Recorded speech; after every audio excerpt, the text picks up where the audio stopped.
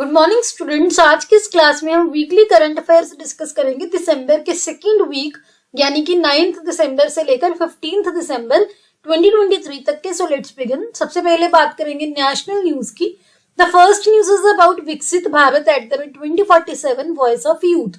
सो हमारे honourable prime minister Narendra Modi ji ने Viksit Bharat @ 2047 voice of youth launch किया है और जो हमारे हायर एजुकेशन के इंस्टीट्यूट्स हैं उनके वीसीज और हेड्स को भी एड्रेस किया था, जिसमें नेशन के जो स्टूडेंट्स थे वो भी थे। विकसित Bharat @ 2047 voice of youth initiative क्या करेगा?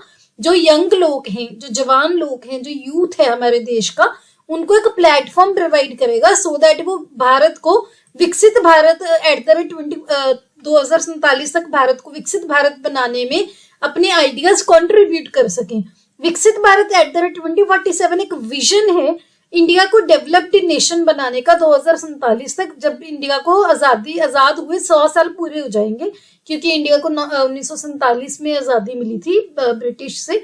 ये जो विजन है इसमें बहुत सारे एस्पेक्ट्स कवर्ड है डेवलपमेंट के, जिसमें इकोनॉमिक ग्रोथ हो गई, social progress, environmental sustainability, good governance, काफी सारे ब्रॉड जो एरियाज में डेवलपमेंट को कवर किया हुआ है। आगे बात करते हैं युवा आई इनिशिएटिव की। ये initiative ministry of electronics and IT यानी कि मीटी ने लॉन्च किया है और उन्होंने बोला है कि युवाई जो जिसकी फुल फॉर्म है यूथ फॉर उन्नति एंड विकास विद एआई है आर्टिफिशियल इंटेलिजेंस। ये क्या है? फीचर होगा कहां पर? Global partnership on artificial intelligence summit में। जॉइंट वेंचर जो है ये फोकस करेगा जो विद्यार्थी हैं, जो स्टूडेंट्स हैं 8वीं क्लास से लेकर 12वीं क्लास तक के, उनको एम्पावर करने का, कि उनको आर्टिफिशियल इंटेलिजेंस रिलेटेड स्किल्स जो हैं वो उनको सिखाई जाएंगी। आर्टिफिशियल इंटेलिजेंस के बारे में डीपर डेप्थ में अंडरस्टैंडिंग उनको वो है, उसके बारे में नॉलेज दी जाएगी। उनको मोटिवेट किया जाएगा, इंस्पायर किया जाएगा कि वो एक रिस्पॉन्सिबल डिजाइनर बने और आर्टिफिशियल इंटेलिजेंस को ढंग से जो है यूज करें।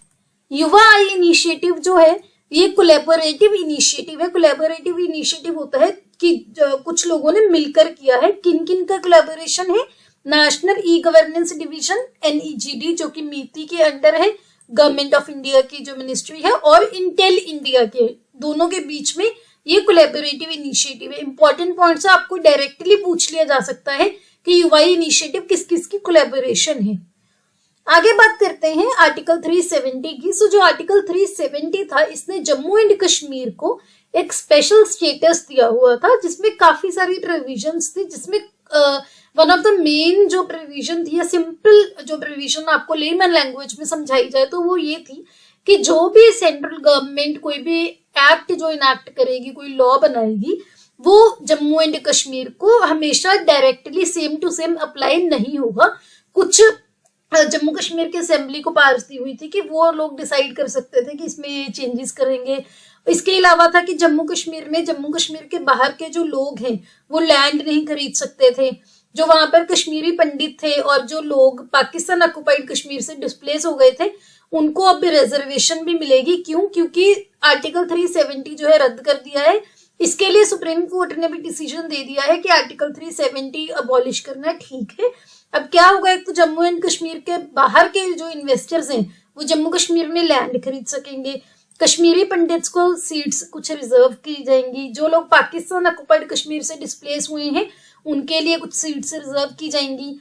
जो वेस्ट पाकिस्तान से लोग आए हुए हैं, वेस्ट पाकिस्तान रिफ्यूजी हैं, उनको वोटिंग राइट्स दिए जाएंगे कि वो भी वोट कर सकेंगे। आगे हम बात करते हैं Indian art architecture and design biennale की 2023 का। ये दिल्ली के लाल किले में जो है इनॉग्रेट किया गया है प्रधानमंत्री नरेंद्र मोदी जी के द्वारा।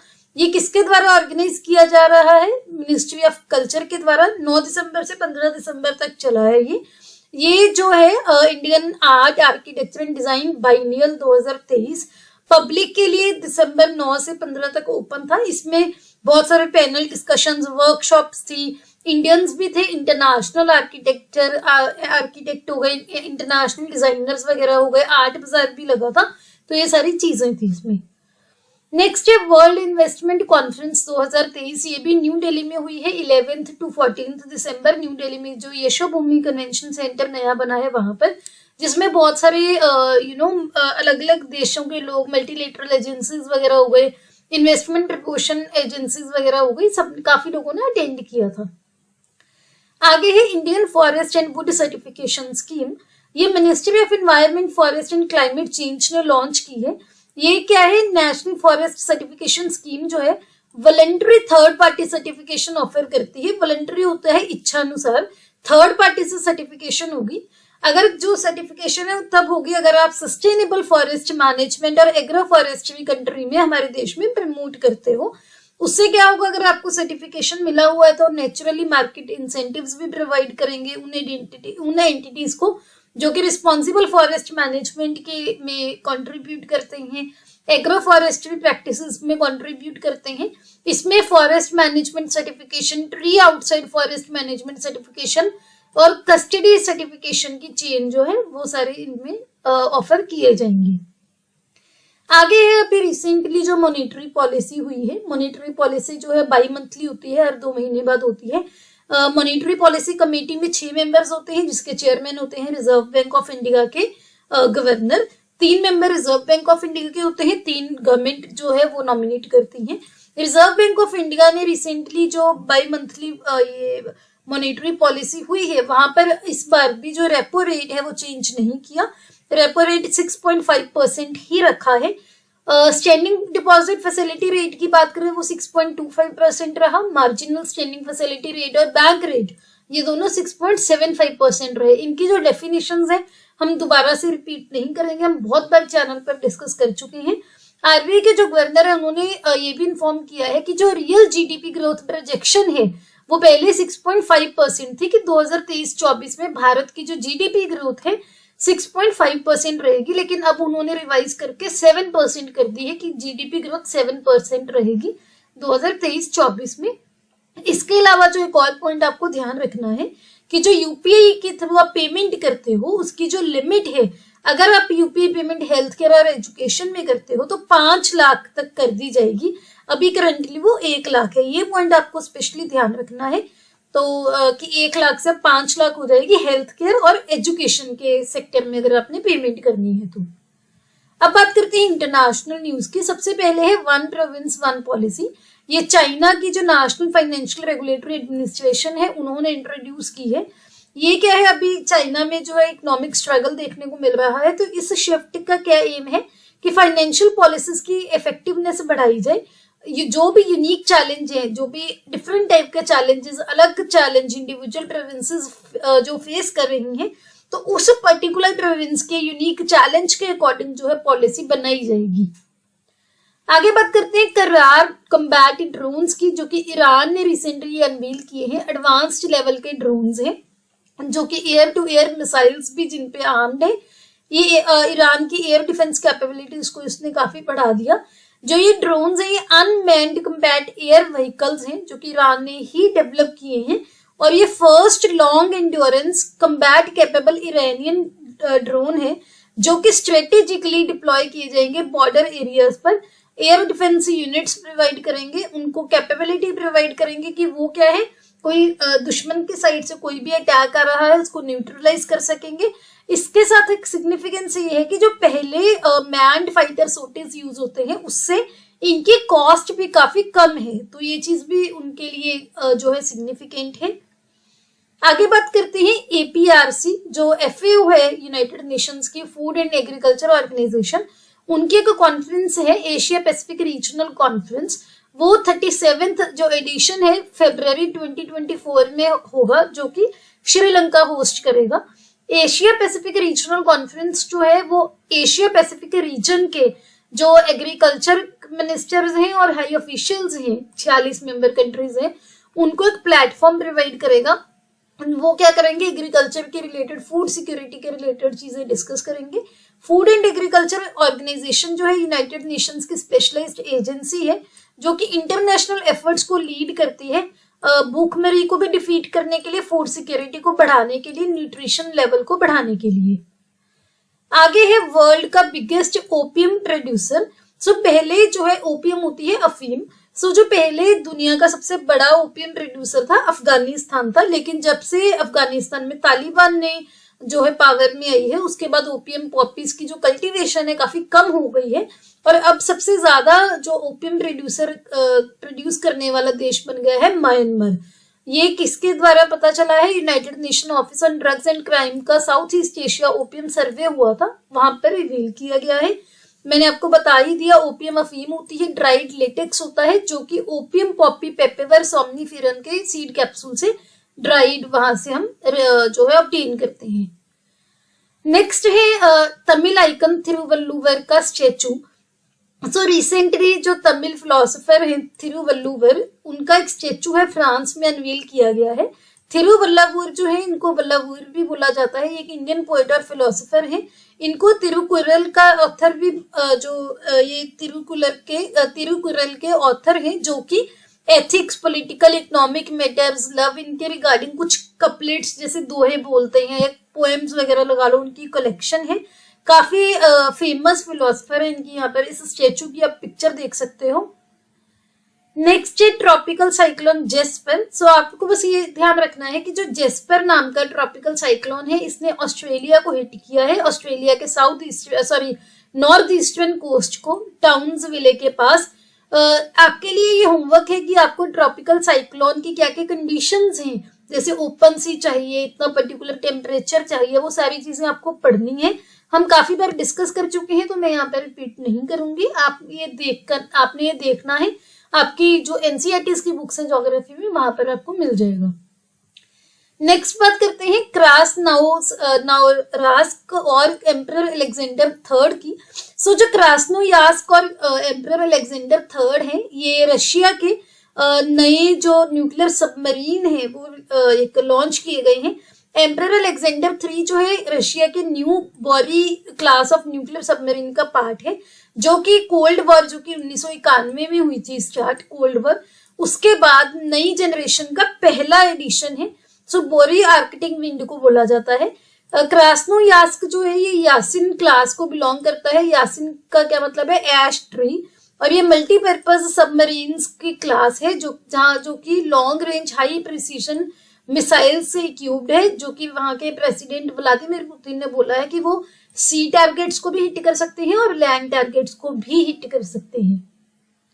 अब बात करते हैं स्टेट न्यूज की। सबसे पहले है Mahalakshmi scheme. Mahalakshmi scheme Telangana government ने जो है वो इम्प्लीमेंट करेगी, उसके लिए गाइडलाइंस इशू हो गई है। एम क्या है? जो वमेन है उनको तमिलनाडु की जो स्टेट रन बसेस हैं वहां पर फ्री ट्रेवल प्रोवाइड करना। महालक्ष्मी स्कीम ने यही एम है, गर्ल्स को, वमेन को, सभी एज ग्रुप्स को और ट्रांसजेंडर पर्संस को फ्री ट्रेवल प्रोवाइड करना जो स्टेट की बसेस हैं उसमें। तो बस ये ध्यान रखना है। नेक्स्ट है नए चीफ मिनिस्टर बने हैं, एक तो मध्य प्रदेश के, उनका नाम है मोहन यादव, ये बस नाम याद रखने हैं आपको। और छत्तीसगढ़ के बने हैं विष्णु देव साई। तो बस ये दोनों नाम ही ध्यान रखने हैं आप लोग। देन है बन्नी ग्रासलैंड। बन्नी ग्रासलैंड क्यों न्यूज में था? क्योंकि सेंट्रल गवर्नमेंट ने रिसेंटली बन्नी ग्रासलैंड में एक नया चीता ब्रीडिंग और कंजर्वेशन सेंटर बनेगा, वो अप्रूव किया है। ये गुजरात के कच्छ जिले में है बन्नी ग्रासलैंड। इस रीजन में बानी बफलो और कांकरेज काऊ के लिए ब्रीडिंग ग्राउंड भी है। देन बात करते हैं करेंसी डीवैल्यूएशन की। सबसे पहले तो आप ये समझिए डीवैल्यूएशन क्या होती है। डीवैल्यूएशन होता है डेलिबरेट अटेम्प्ट, यानी कि जानबूझकर गवर्नमेंट, किसी भी देश की सरकार जो है या सेंट्रल बैंक जो है वो अपनी करेंसी की वैल्यू कम कर देता है जानबूझकर। जो डेलिबरेट वर्ड है यहाँ पर ध्यान रखना है, डीवैल्यूएशन के में कीवर्ड है ये। इससे क्या होता है? अगर करेंसी वैल्यू जो है कम हो जाएगी, एक्सपोर्ट प्रमोट होते हैं, ट्रेड डेफिसिट कम होता है। डिसएडवांटेजेस क्या हो गई? जो एक्सटर्नल डेट है, हम किसी बाहर के देश से जो लोन लेते हैं उसकी वैल्यू बढ़ जाती है नेचुरली। फॉर एग्जाम्पल, आपने डॉलर्स में किसी से जो है लोन लिया है, पहले आपकी जो करेंसी की वैल्यू थी 80 थी, अभी आपने क्या कर दिया, करेंसी की वैल्यू जो है आपने 80 से क्या कर दी, बढ़ाकर मान लो आपने 85 कर दी।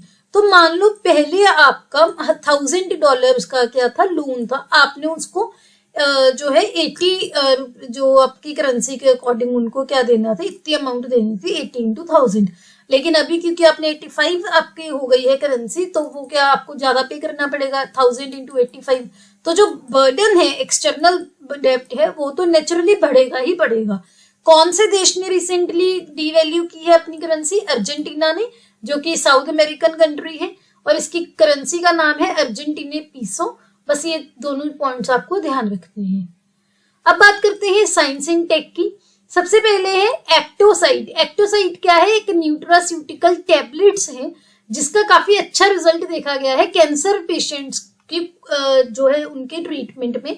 न्यूट्रास्यूटिकल क्या है? उन फूड प्रोडक्ट्स को रेफर करते हैं जो कि मेडिकल और हेल्थ बेनिफिट्स होते हैं जिनके, और जो बीमारी, किसी की बीमारी के प्रिवेंशन और ट्रीटमेंट में हेल्प करते हैं।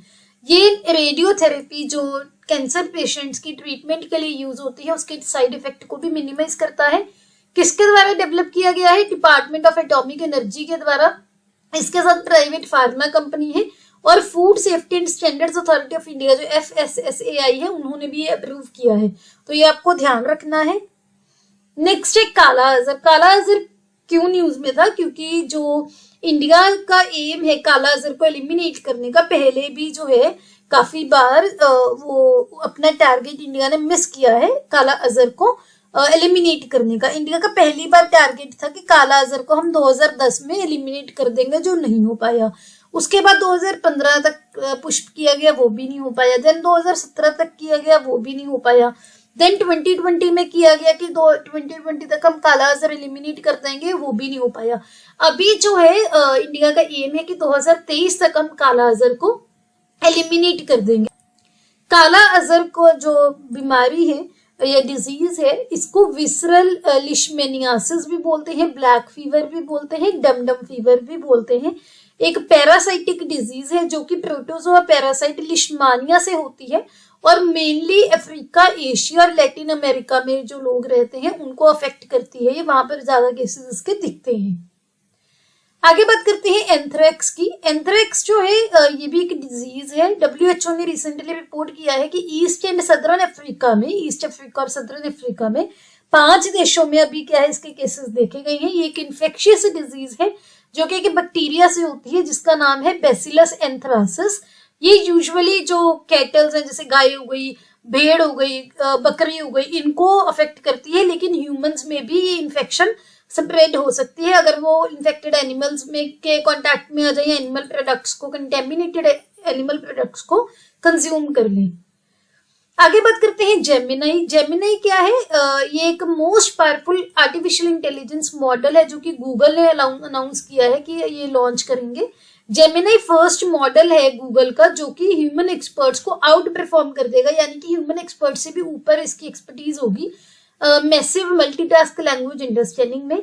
और ये क्या है? One of the popular methods है किसी भी प्रॉब्लम सॉल्विंग को टेस्ट करने के लिए, नॉलेज को टेस्ट करने के लिए जो है आर्टिफिशियल इंटेलिजेंस मॉडल्स की यूज होता है। आगे बात करते हैं अमृत की, जिसकी फुल फॉर्म है arsenic and metal removal by Indian technology. ये जो टेक्नोलॉजी है IIT मद्रास ने डेवलप की है, अमृत नाम है। आर्सेनिक और मेटल आयंस को रिमूव करने के लिए पानी से। ये technology nano scale iron oxy hydroxide use करती है जो कि आर्सेनिक को ही रिमूव करती है जब पानी इसमें से पास किया जाता है। ये जो सॉल्यूशन है ये अभी जो भी एरियाज आयरन और फ्लोराइड से अफेक्टेड है वहां पर वाटर प्यूरिफायर्स हैं जो वहां पर ये इम्प्लीमेंट किया जाएगा। आगे बात करते हैं मिसरसैट-2 सैटेलाइट की। टेक्नोलॉजी ट्रांसफर प्रोजेक्ट है जो कि इजिप्शियन स्पेस एजेंसी और चाइना की गवर्नमेंट ने कोलैबोरेट किया है। इजिप्ट के द्वारा ये सैटेलाइट डेवलप किया गया है और लॉन्च करने में चाइना की गवर्नमेंट ने इसको हेल्प की है। चाइना से ही, जो चाइना का एक सेंटर है ज्यूक्वान सैटेलाइट लॉन्च सेंटर, वहीं से लॉन्च किया गया है और है किसका? इजिप्ट का।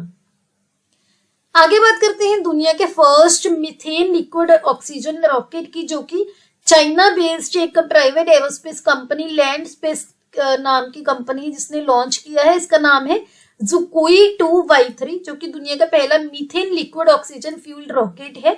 इस रॉकेट ने 3 सैटेलाइट सक्सेसफुली प्लेस किए थे होंगू 2, TY-33 सन सिंक्रोनस ऑर्बिट में। नेक्स्ट है पेस मिशन। नासा प्रिपेयर कर रहा है पेस मिशन को लॉन्च करने का, जो कि 2024 में किया जाएगा। इसकी फुल फॉर्म है plankton aerosol cloud and ocean ecosystem. इसका एम क्या है? एटमॉस्फेरिक के रिगार्डिंग, ग्लोबल एटमॉस्फेयर के रिगार्डिंग, ओशन जो है उनके बारे में जो भी ऑब्जर्वेशन, क्लाइमेट, सारी चीजों के बारे में इंफॉर्मेशन देगा। उससे क्या होगा? फॉरकास्टिंग में हेल्प मिलेगी, ह्यूमन हेल्थ में, एयर क्वालिटी में, वाटर रिसोर्सेज के एरियाज वगैरह में, हर काफी चीजों में इसके हेल्प होगी। देन है इन्वायरमेंट रिलेटेड न्यूज। सबसे पहले है डोडो। डोडो ऐसा दिखता है, यहाँ पर आप देख सकते हो, पिजन फैमिली से बिलोंग करता है। डोडोस पिजन से रिलेटेड होते हैं। क्लोजेस्ट लिविंग रिलेटिव जो है डोडो का वो है निकोबार पिजन। ये आपको ध्यान रखना है। ये उड़ते नहीं है, फ्लाइटलेस बर्ड्स हैं, जो कि मॉरिशियस के से एंडेमिक है, वहीं पर पाए जाते हैं, जो कि मॉरिशियस जो कि इंडियन ओशन में मेडागास्कर के ईस्ट में है। रिसेंटली क्यों न्यूज में था? क्योंकि कुछ कंजर्वेशनिस्ट और जेनेटिसिस्ट जो हैं उन्होंने कोलैबोरेट किया है कि वो डोडो को री इंट्रोड्यूस करेंगे, जो कि लेट 17th सेंचुरी में एक्सटिंक्ट हो गए थे, खत्म हो गए थे। देन है COP28 के बारे में। ये है जो यूएई में हुआ था, COP28 UNFCCC का।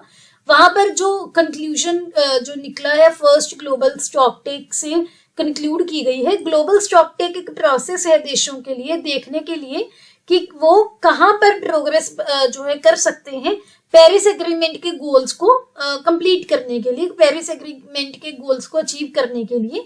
ये इन्वेंट्री लेने की तरह है। पेरिस एग्रीमेंट में डिसाइड किया गया था कि जो देश है, मेंबर कंट्रीज हैं, वो अपनी प्रोग्रेस पहली बार 2023 में असेस करेंगे कि हमने कितना प्रोग्रेस किया है। उसके बाद हर 5 साल बाद प्रोग्रेस जो है वो देखी जाएगी।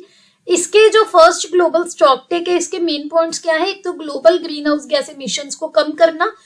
इसमें देखा गया है कि global green house gas emissions को 43% जो है 2030 तक जो है कट करने की जरूरत है 2019 के लेवल के कंपेयर्ड। उसके अलावा सेकेंड है कि फॉसिल फ्यूल्स को से हमने दूर जाना है, ट्रांजिशन करनी है। और पार्टीज ने एग्री किया था कि वो नेट जीरो एमिशन जो है 2050 तक वो अचीव कर लेंगे। इसके बाद ग्लोबल गोल ऑन अडेप्टेशन पर एग्री किया गया है। ये ग्लोबल कंसेंसस दिखाता है अडेप्टेशन टारगेट्स पे, और ये दिखाता है कि जो क्लाइमेट रिलेटेड जो भी हमने टेक्नोलॉजी वगैरह है उसकी भी जरूरत है, फाइनेंस की जरूरत है, कैपेसिटी बिल्डिंग सपोर्ट की जरूरत है, अगर हमने पेरिस एग्रीमेंट के गोल्स को अचीव करना है। देन है ग्लोबल रिवर सिटीज अलायंस। ये इसको कौन लीड कर रहा है? National mission for clean Ganga, ministry of जल शक्ति के अंडर है। ये लॉन्च की गई है COP28 में, जो कि यूएई में हुई है, दुबई में। ग्लोबल रिवर सिटीज अलायंस एक यूनिक अलायंस है जिसमें 270 प्लस ग्लोबल रिवर सिटीज को कवर किया जाएगा, टोटल 11 कंट्रीज में जो बहती हैं। इंटरनेशनल फंडिंग एजेंसीज को, नॉलेज मैनेजमेंट पार्टनर्स को, और पहली बार दुनिया में एक ऐसी अलायंस हुई है 2021 में वैसे ये लॉन्च की गई थी रिवर सिटीज की सस्टेनेबल डेवलपमेंट के लिए। देन है national mission for clean Ganga, क्योंकि यहाँ पर मेंशन्ड था। 12 अगस्त 2011 को national mission for clean Ganga जो है वो सोसाइटीज रजिस्ट्रेशन एक्ट 1860 के अंडर एक सोसाइटी की तरह लिस्ट की गई थी। National Ganga river basin authority की इंप्लीमेंटेशन आर्म की तरह काम करती है, जो कि एनवायरमेंटल प्रोटेक्शन एक्ट 1986 के अंडर जो बनाई गई है। National mission for clean Ganga जो है वो जो बनी थी, जब उसके बाद जो national Ganga river basin authority थी 2016 में वो डिसॉल्व हो गई। उसके बाद उसको रिप्लेस किया गया national council for rejuvenation, protection and management of river Ganga से। देन है इनैक्ट पार्टनरशिप। इनैक्ट पार्टनरशिप जो है वो वैसे तो COP27 जो कि वहां पर हुई थी इजिप्ट के शर्म एल शेख में हुई थी 2022 में, वहां पर लॉन्च किया गया था। उस टाइम पे Canada, European Union, Spain, Malawi, Norway, South Korea, Japan, Slovenia ये फाउंडिंग मेंबर्स थे। उसके बाद यूएसए, अभी recently USA, France, Belgium, Netherlands, Switzerland, Pakistan, UNEP इन्होंने इसको ज्वाइन कर लिया है। इसमें जर्मनी और इजिप्ट भी थे और IUCN भी है मेंबर्स। तो 6 नए देशों ने और UNEP ने जो है इनैक्ट को जो है ज्वाइन किया है। इनैक्ट है क्या? एम्बिशियस ग्लोबल इनिशिएटिव है जिसका एम है ग्लोबल एफर्ट्स को कोऑर्डिनेट करना, क्लाइमेट चेंज को एड्रेस करने के लिए, लैंड एंड इकोसिस्टम डिग्रेडेशन को एड्रेस करने के लिए, बायोडाइवर्सिटी लॉस को एड्रेस करने के लिए, किसके द्वारा? नेचर बेस्ड सॉल्यूशंस के द्वारा। देन है red list of threatened species. जो रेड लिस्ट है थ्रेटेंड स्पीशीज की, ये IUCN यानी कि international union for conservation of nature release करती है। रिसेंटली इसकी अपडेटेड लिस्ट जो है वो रिलीज की गई है, तो ये न्यूज में थी। रेड लिस्ट जो है क्रिटिकली इंडिकेटर है कि वर्ल्ड की बायोडाइवर्सिटी का क्या स्टेटस है, और ये हर जो स्पीशीज हैं उनकी रेंज, उनकी population size, habitat, ecology, use, trade, threat, conservation action वगैरह के बारे में इंफॉर्मेशन देती है। कैटेगरीज की बात करें तो जो अगर हम डिक्रीजिंग ऑर्डर ऑफ रिस्क के बारे में बात करें तो सबसे पहली आती है एक्सटिंक्ट, जो खत्म हो गई है बिल्कुल। देन है एक्सटिंक्ट इन द वाइल्ड, जो वाइल्ड में खत्म हुई है, वैसे कैप्टिव में जैसे जू वगैरह में उनकी कुछ नंबर ऑफ स्पीशीज देखने को मिल सकती हैं। देन क्रिटिकली एंडेंजर्ड है, देन एंडेंजर्ड है, vulnerable, near threatened, least concern और डेटा डेफिशिएंट। इसके बाद है ग्रीन राइजिंग इनिशिएटिव। ये COP28 पर ग्रीन राइजिंग इनिशिएटिव इंट्रोड्यूस किया गया है। इंडिया की ministry of environment, forest and climate change ने यूनिसेफ की जनरेशन अनलिमिटेड के साथ कोलैबोरेशन में इंट्रोड्यूस किया है, जिसका एम है यूथ लेड क्लाइमेट एक्शंस की। यंग लोग जो है लीड करें क्लाइमेट एक्शंस को और सॉल्यूशंस को, उनको एम्पावर करेगा। इसके बाद है मुद्दुमलाई टाइगर रिजर्व। ये क्यों न्यूज में था? कुछ कबीले हैं जो मुद्दुमलाई टाइगर रिजर्व से रीलोकेट कर दिए थे, तो वो क्या है, प्रोटेस्ट कर रहे हैं कि हमारे साथ गलत हुआ है। मुद्दुमलाई टाइगर रिजर्व तमिलनाडु के नीलगिरी जिले में है और नीलगिरी बायोस्फीयर का ही ये पार्ट है, जो कि हमारे इंडिया का पहला बायोस्फीयर रिजर्व था, 1986 में इस्टेब्लिश हुआ था। इसके बाद है कवल टाइगर रिजर्व। कवल टाइगर रिजर्व तेलंगाना में है। ये क्यों न्यूज में था? क्योंकि ये देखा गया है कि जो स्मूथ कोटेड ऑटर्स हैं, इनकी मैं आपको पिक्चर दिखाती हूँ, ये ऐसे दिखते हैं। इनके लिए सेफ प्लेस ये देखने को मिला है कि यहाँ पर जो सेफली वो एग्जिस्ट करते हैं। कवल टाइगर रिजर्व के एक साइड गोदावरी नदी है और दूसरी साइड क्या है, महाराष्ट्र का बॉर्डर है, और रिवर गोदावरी और कदम रिवर है, इनके कैचमेंट एरिया में ये रिजर्व है, और जो कि इस सेंचुरी के दक्षिण की तरफ बहती हैं। ओटर जो है इसकी IUCN रेड लिस्ट में इसका स्टेटस है वल्नरेबल। कवल टाइगर रिजर्व जो है अभी मैंने आपको बताया एक सेफ प्लेस की तरह थ्राइव कर रहा है स्मूथ कोटेड ओटर के लिए, जिसको नीति पिल्ली बोला जाता है तेलुगु में। इनके छोटे छोटे टाइटली पैक्ड फर के नीचे जो है बाल होते हैं, ऐसे आप देख सकते हो। काफी स्ट्रॉन्ग स्विमर्स हैं, स्विम कर सकते हैं, तैराकी कर सकते हैं, ग्रुप्स में शिकार करते हैं। उसके बाद वी फॉर्मेशन में जाते हैं जब फिशिंग करते हैं। इनका हैबिटेट लॉस हो रहा था काफी वाटर पोल्यूशन और ओवर एक्सप्लॉयटेशन की वजह से, तो इसी वजह से ये न्यूज में था, क्योंकि कवल टाइगर रिजर्व में देखा गया कि एक सेफ प्लेस वो इनके लिए साबित हो रहा है। देन है पंगोलखा वाइल्ड लाइफ सेंचुरी। ये क्यों न्यूज में था? क्योंकि रिसेंटली पंगोलखा जो वाइल्ड लाइफ सेंचुरी सिक्किम में है, वहां पर रिसेंटली रॉयल बंगाल टाइगर देखा गया था, तो ये न्यूज में था, बस आपको लोकेशन ध्यान में रखनी है। इसके बाद है इंडियन माउस डियर और चौसिंगा। ये क्यों न्यूज में था? एक एनिमल एक्सचेंज प्रोग्राम के under Indira Gandhi zoological park और काटिया जूलॉजिकल पार्क जो कि वारंगल में है, वहां पर जो है एनिमल एक्सचेंज हुआ है। इंदिरा गांधी जूलॉजिकल पार्क में तो दो नई स्पीशीज रिसीव हुई है, एक तो माउस डियर, एक चौसिंगा की। इंडियन माउस डियर सबसे छोटा डियर है, डियर होते हैं हिरन।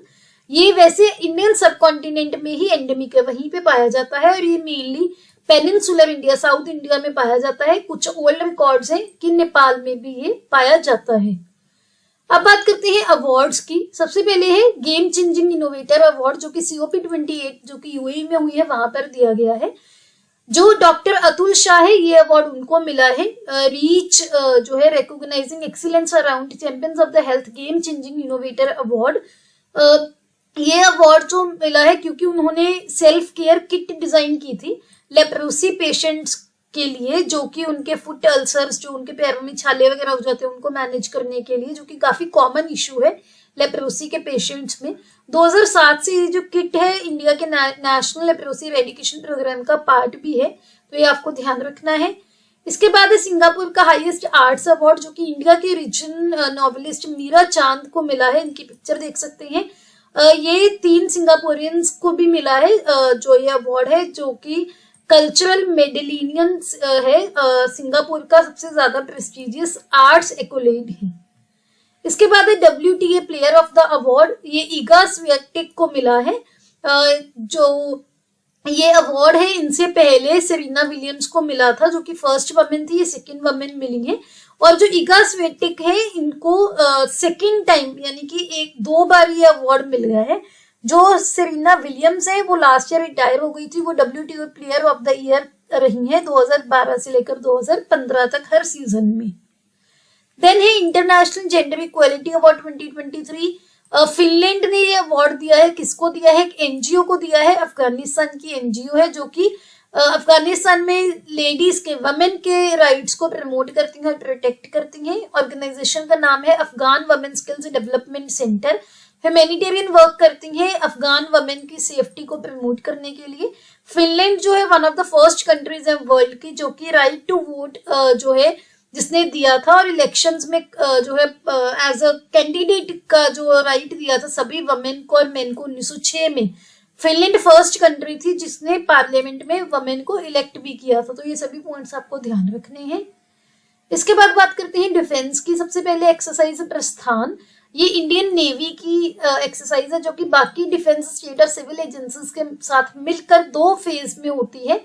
कहाँ पर हुई है? अभी मुंबई कोस्ट के ऑफ कोस्ट हुई है। प्रस्थान जो है ये कंडक्ट की जाती है अलग अलग कॉन्टिजेंसीज को जो है उनके एड्रेस करने के लिए, प्रोसीजर्स और मेजर्स को वैलिडेट करने के लिए, जो कि ऑयल प्रोडक्शन प्लेटफॉर्म में राइज हो सकते हैं। इसके बाद table top exercise Indian army ने कंडक्ट की है वुमेन ऑफिसर्स के लिए आसियान के। ये जो एक्सरसाइज है ये इंडियन आर्मी का जो centre for United nation peace keeping के लिए एफर्ट्स कर रहे हैं उसी का पार्ट है।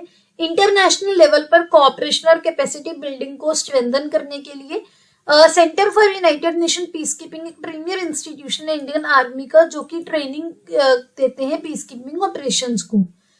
देन है एक्सरसाइज मिलान 2024, ये बाइनियल मल्टीनेशनल नेवल एक्सरसाइज है जो कि 1995 में पहली बार कंडक्ट की गई थी और इंडिया में सबसे बड़ी एक्सरसाइज है। इंडियन नेवी जो है इसमें INS विक्रमादित्य और INS विक्रांत जो है वो इस बार डिप्लॉय करेगी। ये एक्सरसाइज फरवरी 2024 में होगी, जिसमें USA, Japan, Australia, France, Bangladesh, south Korea, Vietnam, Indonesia और मलेशिया जैसे देश भी पार्टिसिपेट करेंगे। देन है विनबैक्स 2023, ये भी जॉइंट मिलिट्री एक्सरसाइज है इंडिया और वियतनाम की आर्म्ड फोर्सेस में। ये जो एक्सरसाइज है वियतनाम में होगी 11 to 21 दिसंबर 2023 में। अब बात करते हैं कोई अपॉइंटमेंट हुई है रिपोर्ट्स की इंडिसेस वगैरह में। सबसे पहले है global status report on road safety 2023, ये वर्ल्ड हेल्थ ऑर्गेनाइजेशन ने रिलीज की है। इस रिपोर्ट में ये चीजें बताई गई है कि 2010 और 2021 के बीच में रोड सेफ्टी के रिलेटेड क्या क्या प्रोग्रेस हुई है, कि बेसलाइन सेट की गई है United nation decade of actions जो है 2021 से 30 तक के टारगेट को अचीव करने के लिए। यहाँ पर आप इसका जो स्टिल भी देख सकते हैं, बैनर देख सकते हैं, global status report on road safety 2023 world health organisation. Then है state of finance for nature 2023 report, ये UNEP united nation environmental programme के द्वारा रिलीज की गई है। पब्लिक और प्राइवेट फाइनेंस जो है उसको ट्रैक करती है, जो कि नेचर बेस्ड सॉल्यूशंस के लिए फंडिंग होती है ग्लोबल चैलेंजेस को टैकल करने के लिए, बायोडाइवर्सिटी लॉस, लैंड डिग्रेडेशन और क्लाइमेट चेंज के रिलेटेड। नेचर बेस्ड सॉल्यूशन जो है एक्शंस हैं जो कि हमारे इकोसिस्टम को बचाने के लिए, सस्टेनेबली मैनेज करने के लिए की जाती है। सोसाइटल चैलेंजेस को इफेक्टिवली और एडेप्टिवली एड्रेस करती है, साइमल्टेनियसली लोगों को भी बेनिफिट करती है और नेचर को भी। देन है क्लाइमेट चेंज परफॉर्मेंस इंडेक्स, ये जर्मन वॉच पब्लिश करती है। इसके साथ न्यू क्लाइमेट इंस्टीट्यूट और climate action India network international भी है और बार्थल फाउंडेशन भी फाइनेंशियली सपोर्ट करती है। CCPI जो है इंडिपेंडेंट मॉनिटरिंग टूल है जो कि क्लाइमेट प्रोटेक्शन परफॉर्मेंस को देशों की ट्रैक करती है, कंट्रीज की परफॉर्मेंस को असेस करती है 4 कैटेगरीज में। एक तो है global green house gas emissions, then है रिन्यूएबल एनर्जी, देन है एनर्जी यूज, देन है क्लाइमेट पॉलिसी। 2023 के CCPI में इंडिया का रैंक रहा 7th, जो कि पहले से इंप्रूव हुआ है। लास्ट ईयर था 8th रैंक, अब है 7th।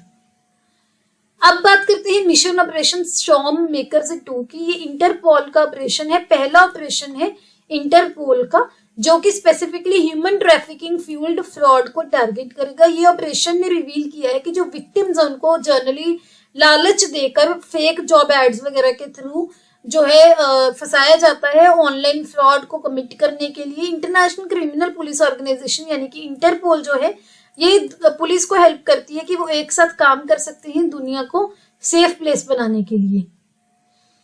नेक्स्ट बात करते हैं policy tool kit for implementing life की। ये एक रिपोर्ट है जो कि इंटरनेशनल एनर्जी एजेंसी IEA ने रिलीज की थी। रिपोर्ट क्या प्रोवाइड करती है? Concrete policy tool kit provide करती है मिशन लाइफ को एडवांस करने के लिए, लाइफस्टाइल फॉर एनवायरनमेंट इम्प्लीमेंटेशन के लिए अलग अलग लेवल्स पर, यानी कि इंडिविजुअल लेवल पर, स्टेट लेवल पर, नेशनल लेवल पर।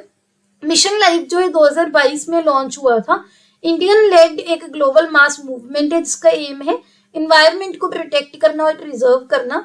ये United nation framework convention on climate change UNFCCC का जो कॉन्फ्रेंस ऑफ पार्टीज हुई थी 26 एडिशन, वहां पर इंट्रोड्यूस किया गया था। देन है स्पोर्ट्स न्यूज। सबसे पहले है मोहम्मद शमी जो कि इंडिया के क्रिकेट प्लेयर हैं, बॉलर हैं, उनको इस साल अर्जुन अवार्ड के लिए नॉमिनेट किया गया है। जो सात्विक साईराज रनकीरेड्डी है इंडिया के और चिराग शेट्टी हैं उनको मेजर ध्यानचंद खेल रत्न अवार्ड के लिए नॉमिनेट किया गया है। तो ये आपको ध्यान रखना है। ये जो है चिराग शेट्टी और सात्विक साईराज रनकीरेड्डी ये एशियन गेम्स में भी जीते थे, Asian championship, Swiss open, Indonesia open, Korea open वगैरह में भी जीते थे। देन है टेनिस हॉल ऑफ फेम में पहले एशियन मेन बने हैं जो कि टेनिस हॉल ऑफ फेम में इलेक्ट हुए हैं। एक तो ओलंपिक मेडलिस्ट और multiple grand slam champion Leander Paes, और इसके साथ है विजय अमृतराज जो कि 2 टाइम डेविस कप फाइनलिस्ट भी हैं। ये पहले एशियन मेल टेनिस प्लेयर बने हैं, फॉर्मली इंक्लूड किए जाएंगे टेनिस हॉल ऑफ फेम में जुलाई 2024 में। वुमेन कैटेगरी में बात करें तो चाइना की जो प्लेयर है लीना, ये इन्होंने भी 2 ग्रैंड स्लैम टाइटल जीते हैं। वो पहली एशियन फीमेल प्लेयर हैं जो कि वुमेन कैटेगरी को ज्वाइन करेंगी। देन है गूगल के टॉप 10 ट्रेंडिंग एथलीट्स। इसमें सबसे ऊपर नाम है USA के फुटबॉलर डमार हमलिन का। इनमें इंडिया का एक ही प्लेयर है, शुभमन गिल क्रिकेटर हैं जो इंडिया के, उनको प्लेस मिली है 9th रैंक पर, बस ये ध्यान रखना है। अब बात करते हैं मिसलेनियस न्यूज की। सबसे पहले है वर्ल्ड का मोस्ट पॉपुलर लीडर, वो बने हैं प्रधानमंत्री हमारे नरेंद्र मोदी जी। इनकी पोजीशन रिटेन हुई है वर्ल्ड के मोस्ट पॉपुलर लीडर की तरह। इनको 76% अप्रूवल रेटिंग मिली। सेकंड नंबर पर है मेक्सिको के president Andres Manuel Lopez Obrador. Third number पर है USA के प्रेसिडेंट जो बाइडेन। इसके बाद है EODES, India south Korea electronic origin data exchange system, जो कि central board of indirect taxes and custom CBIC ने लॉन्च किया है। EODES जो है India Korea comprehensive economic partnership agreement की इम्प्लीमेंटेशन को फैसिलिटेट करेगा। कैसे? दोनों देशों की कस्टम एडमिनिस्ट्रेशन में इंफॉर्मेशन को एक्सचेंज करके गुड्स और ट्रेडेड जो सीपा के अंडर गुड्स से ट्रेड की जाती हैं। इसके बाद है सूर्या नूतन जो है इंडियन ऑयल कॉर्पोरेशन लिमिटेड और EKI एनर्जी सर्विसेज ने जो है ज्वाइन कोलैबोरेट किया है कि सूर्या नूतन को प्रमोट करें। एक innovative indoor solar cooking system है जो कि 4 दीवारी के अंदर जो डिप्लॉय किया जाएगा कुकिंग सिस्टम, लेकिन सोलर बेस्ड होगा। तो ये क्या है? स्टेशनरी है जिसको रिचार्ज कर सकते हैं सोलर एनर्जी से, किचन कनेक्टेड होगा और इससे क्या होगा, काफी इन्वायरमेंट को भी हेल्प मिलेगी, इंडिविजुअल्स को भी हेल्प मिलेगी। देन है इंडिया जो है अंटार्कटिका का, जो इंडिया का परमानेंट रेजिडेंट है अंटार्कटिका में, उसको 40 साल हो गए हैं इंडिया को परमानेंट रेजिडेंट बने हुए, क्योंकि 1983 में इंडिया का फर्स्ट परमानेंट रिसर्च स्टेशन जो इस्टेब्लिश हुआ था जिसका नाम था दक्षिण गंगोत्री, जो कि 1990 में खत्म हो गया था, बंद हो गया था। इंडिया ने अब तक 3 रिसर्च सेंटर्स जो है स्टेशन डिप्लॉय किए हैं। एक तो है मैत्री, दूसरा है भारती और अभी दक्षिण गंगोत्री आपको मैंने बता ही दिया। देन है universal declaration of human rights UDHR, इसकी भी 75th एनिवर्सरी हुई है। Universal declaration of human rights एक इंटरनेशनल डॉक्यूमेंट है जो कि यूनाइटेड नेशन जनरल असेंबली ने अडॉप्ट किया था ह्यूमन बींग्स की राइट्स और फ्रीडम को इंश्योराइन करने के लिए। UDHR जो है UN जनरल असेंबली ने अप्रूव किया था 10 दिसंबर 1948 में। अब बात करते हैं last segment of the class 3 जो है इंपॉर्टेंट डे। सबसे पहले नेशनल सबमरीन डे जो कि 9 दिसंबर को मनाया जाता है। इंडियन नेवी ये दिन सेलिब्रेट करती है। जब उन्होंने पहली बार आईएनएस कलवरी को जो है इंडक्ट किया था नेवी में 1967 में 9 दिसंबर को। इसके बाद इंटरनेशनल एंटी करप्शन डे, ये भी 9 दिसंबर को मनाया जाता है यूनाइटेड नेशन की सपोर्ट के साथ करप्शन के अगेंस्ट अवेयरनेस रेज करने के लिए। इस बार का थीम था UNCAC at 20 uniting the world against corruption. Then है ह्यूमन राइट्स डे, ये 10 दिसंबर को मनाया जाता है। इस दिन जो यूनाइटेड नेशन ऑर्गेनाइजेशन 1948 में ह्यूमन जो यूनिवर्सल डिक्लेरेशन थी ह्यूमन राइट्स की, उसकी अडॉप्शन जो है की थी, जिसकी एनिवर्सरी सेलिब्रेट की जाती है। इस बार का थीम था dignity, freedom and justice for all. Then है इंटरनेशनल माउंटेन डे, 11 दिसंबर को मनाया जाता है। यूएनओ की सपोर्ट से मनाया जाता है सस्टेनेबल डेवलपमेंट को एनकरेज करने के लिए माउंटेन्स में पूरी दुनिया में। थीम था इस बार का रिस्टोरिंग माउंटेन इकोसिस्टम। देन है यूनिसेफ डे, 11 दिसंबर को मनाया जाता है। हर साल मनाया जाता है यूनिसेफ की इस्टेब्लिशमेंट को मार्क करने के लिए। 1946 में 11 दिसंबर को ये सेट किया गया था। यूनिसेफ का एम क्या है? बच्चों के राइट्स को प्रोटेक्ट करना हर जगह पर। 190 देशों से भी ज्यादा में ये काम करता है। International universal health coverage day 12 दिसंबर को मनाया जाता है। WHO के सपोर्ट से मनाया जाता है। एम क्या है? स्ट्रॉन्गर मोर इक्विटेबल हेल्थ सिस्टम को प्रमोट करना, यूनिवर्सल हेल्थ कवरेज को अचीव करके, सो दैट कोई भी पीछे ना बचे। इस बार का थीम था health for all, time for action. इसके बाद है 14 दिसंबर को नेशनल एनर्जी कंजर्वेशन डे मनाया जाता है। ब्यूरो ऑफ एनर्जी एफिशिएंसी के द्वारा मनाया जाता है, जो कि मिनिस्ट्री ऑफ पावर के अंडर एक एजेंसी है। एम है लोगों में अवेयरनेस रेज करना एनर्जी कंजर्वेशन की इंपॉर्टेंस और एनर्जी एफिशिएंसी की इंपॉर्टेंस को बढ़ाने के लिए। ये हमारे सोशल मीडिया के यूजर नेम है, इनके लिंक आपको डिस्क्रिप्शन में मिल जाएंगे, आप हमें यहाँ पर फॉलो कर सकते हैं। इसके बिल्कुल फ्री ऑफ कॉस्ट PDF आपको हमारे टेलीग्राम और व्हाट्सएप पर मिल जाएगी, जिनके लिंक भी आपको डिस्क्रिप्शन में मिल जाएंगे। अगर आपको ये वीडियो अच्छी लगी, please hit the like button, अपने दोस्तों के साथ वीडियो को शेयर कीजिए। Don't forget to subscribe to my channel. See you tomorrow at 8 o'clock. Have a nice day.